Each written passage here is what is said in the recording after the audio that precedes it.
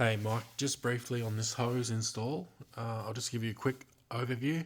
It's not going to be anything fancy. I'll just touch down on what I basically did to eliminate removing all of this. So obviously I took off the intake, disconnect your sensors, get them out of the way. There's a bracket right there, there's a bolt. Undo that so this hose becomes free. When it becomes free, you can actually tuck it down out of the way, and there's a little hole here which you can get into where the hose plugs into. So take that bracket off, push that hose out the way.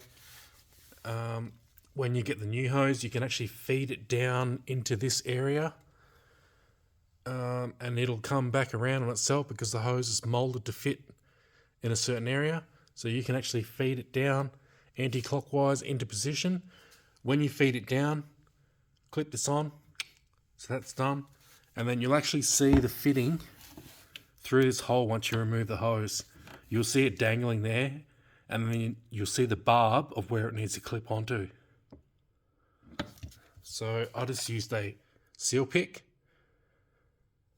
to disengage the old clip because that's where the hose snapped off. You can get that out of the way.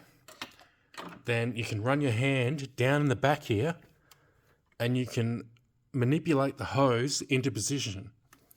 Once you've got it into position, I used a pry bar and I fed it down into the hole,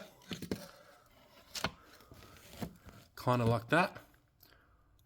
And when the hose fitting was in position, I just leant on it and snapped it into place, and it just clipped into place like that.